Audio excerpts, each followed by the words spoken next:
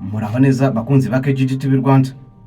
Uyu munsi tuje kugara ku gikombe cy'isi 2026, igikombe cy'isi cyuzuyemo udushya twinshi, ikoranabuhanga rihambaye kurusha ibindi bikombe by'isi byose byabaye kuva mu mateka.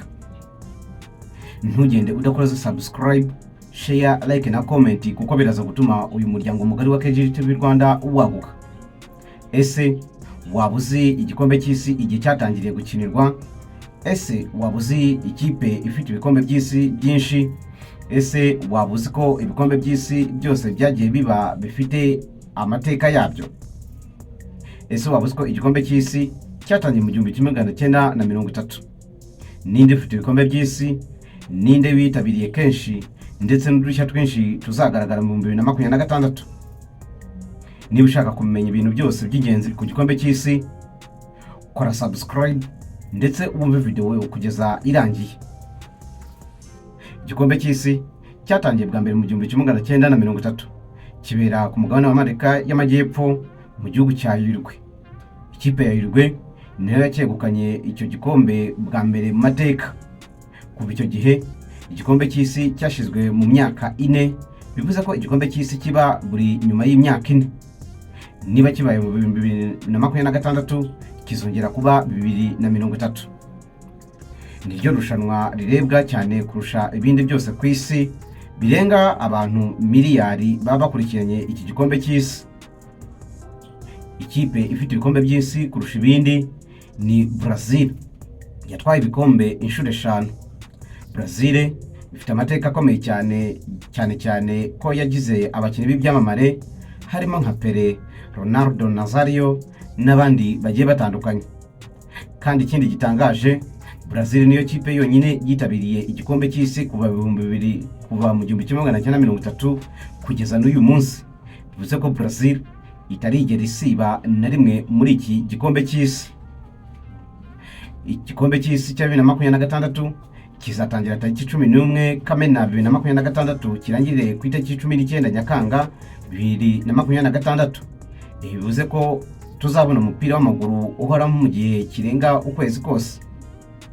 Iki gikombe cy'isi kizabera mu bihugu bitatu, ari byo Leta Zunze Ubumwe za Amerika, Canada na Mexique.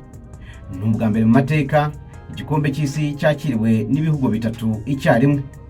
Ikindi ukwiye kumenya nuko Mexique izaba ariyo ibaye igihugu cya mbere ku isi cyakiriye igikombe cy'isi inshuro nyinshi. Ni inshuro 3. Tumwe mu dushya tuzaboneka muri iki gikombe cy'isi: amakipe aziyongera avuye kuri 32 ajya kuri 48. Hazakinwa imikino irenga 100. Afrika yabonye imyanya myinshi kurusha ibindi bikombe by'isi kuko yabonye umubare w'ibihugu 10. Hazabaho amahirwe ku bihugu bitari bisanzwe biyitabira. Tekinoloji izaba ihambaye ku rwego rwo hejuru, aho VAR izarushaho kuba nziza, stade zigezweho, AI izifashishwa mu gusesengura imikino. Finali izakinirwa muri New York, hafi muri stadium nini cyane. Abafana bazaba benshi cyane kurusha mbere mu bihugu byose ku isi. Muri Afrika 2026 ku nshuro ya mbere Afrika izaba ihagarariwe n'amakipe ibihugu cyangwa se n'amakipe 10. Twabonye urugero rukomeye cyane nka Morocco mu 2022 yageze muri semifinals.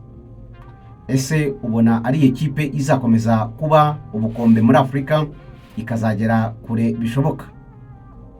Afrika ni imwe mu migabane izaba ihagarariye ibikombe by'isi. Icyo ukwiye kumenya nuko Uburayi buzaba buhagarariwe n'amakipe 16, Afrika amakipe 10, Aziya amakipe 8, Amerika y'Epfo amakipe 6, CONCACAF amakipe 6 na Oceania ikipe 1. Bivuze ko na amakipe 48. Ikipe izegukana igikombe izahabwa akayabo ka miliyoni mu madolari. Finali niyo izarebwa n'abantu benshi cyane kuko ubu yaba YouTube yaba n'izindi mbuga nkoranyambaga zose zamaze kwishyura uburyo zizerekana iyi mikino. Finali buri World Cup ituma havuka abakinnyi bashya b'ibyamamare. Ibihugu bito bishobora gutungurana bikomeye niyo mpamvu iri rushanwa rikunze cyane kurusha ibindi bikombe by'isi cyangwa se andi marushanwa ngayo yose. KGG TV Rwanda rero tuzajya dukomeza kubagezaho tumwe mu duce tuzajya tubera muri iki gikombe cy'isi. Ni igikombe cy'isi kizaba cyuzuyemo amateka mashya, udusha twinshi, amarangamutima akomeye cyane. None se wowe ubona ari nduze kugana iki gikombe? Hari amakipe ahabwa amahirwe nka Brazil n'ibindi bihugu nk'Ubwongereza, Ubufaransa n'ibindi. Wowe uzaba uhagaze?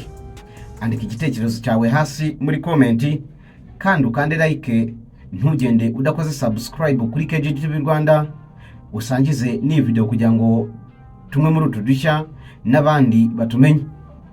Iyi ni KGG TV Rwanda, tuzajya tubagezaho amakuru ashimishije.